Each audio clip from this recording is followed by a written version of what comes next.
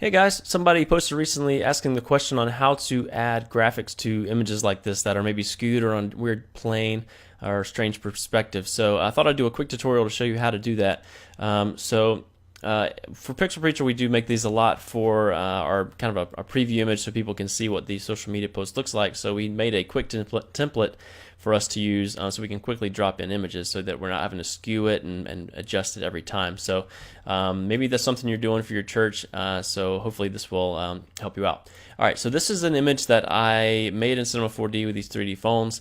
So there's tons of mock-ups and stuff you can find online. So if you do find something you like but you need to add your own image, let's get to it. So the images that are here right now are baked in, so these are inside the Cinema 4D file, but let's pretend they're not even here. I just put them in there so I could see what the exact framing was. So if you're going to be putting in your own image, here's what you want to do.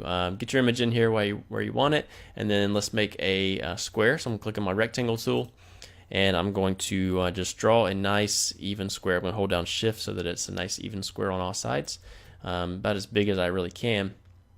I'm going to change the color to something kind of bright so I can see. And then what I'm going to do is I'm going to right click on the layer and I'm going to go to convert to smart object. So that will allow me to go into that layer and place any image I want, and then it'll skew it automatically. So the next thing I'm going to do is I'm going to drop the opacity a little bit so I can see what's behind it. And then I'm going to zoom in so I can get closer to these corners. And then I'm going to hit Command T to get it into transform mode, and then I'm going to right click and go to distort. Now I can grab these points individually and put them where I need them to go. So I'm going to try to get these as close as I can to the corner of the images so that I don't see anything on the outside. So let's get these just a little bit. There we go. So that's looking pretty good. This one might come over just a hair. So let's go with that. So I'm going to then hit enter to lock that into place. So if I zoom out, you can see that now it's fitting that little section just right. All right, so now what I'm going to do is I'm going to double click on this little icon, this little smart object icon right there.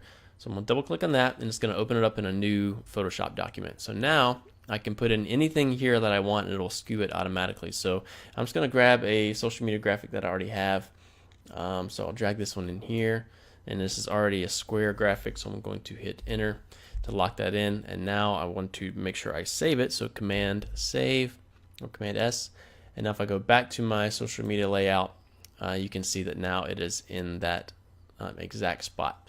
The only problem is I just need to bump up that opacity again back to 100, and there we go. So if I zoom back out, that looks pretty solid. We can do it one more time really quickly, just for this one, just to make it nice and even. So what I want to do is make a rectangle tool, nice and big. I'm going to right click over here and do convert to smart object. And then I'm going to drop the opacity a little bit so I can see behind it.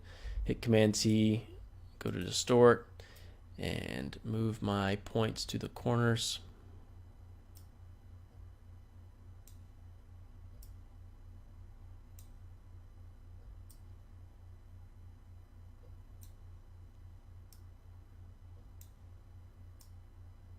So there we go. It's not perfect, but it's close.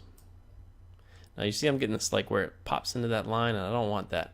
I think it's because if I go to maybe view, snap to guides, I want to turn that off. So now if I do Command T, distort, oh, it's still snapping. Well, maybe somebody can tell me how to not have that happen. Let's turn off snap altogether. There we go. All right, so that looks good. I'm going to go ahead and bump that opacity up. Double click on that, and I can drag in another social media graphic and hit Command Save. Go back to social media, and there she is right there. So that looks pretty good. Now, if you want to do any more tweaking to it, maybe make it look a little bit more realistic, you could add some blur to it, to the whole image or something like that. Another thing we could do is add maybe like a glare. So I'm going to just create this random rectangle here. I'm going to we'll just do it like this kind of to the side. And then I'm going to drop my opacity down. You can see it kind of looks like the glare right now, but I'm sticking out of my image. So what I want to do is hold down Control and click on that image to select it. And then on the white box that I made, I can make a clipping mask by clicking this little button right here. So now it's just on top of that image. Maybe do some kind of blending mode on that. We can cycle through to see which one works best. Well, falling apart here. There we go. I don't know why my computer likes to make a dinging noise every time I flip through this. Anyways, you can go through these and pick the one you want.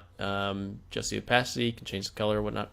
So that's really it. That's how you do it. So hopefully that was easy to follow, and you learned something, and you can apply that to some future projects. So thanks for being part of the group, and we will talk to you soon. Bye.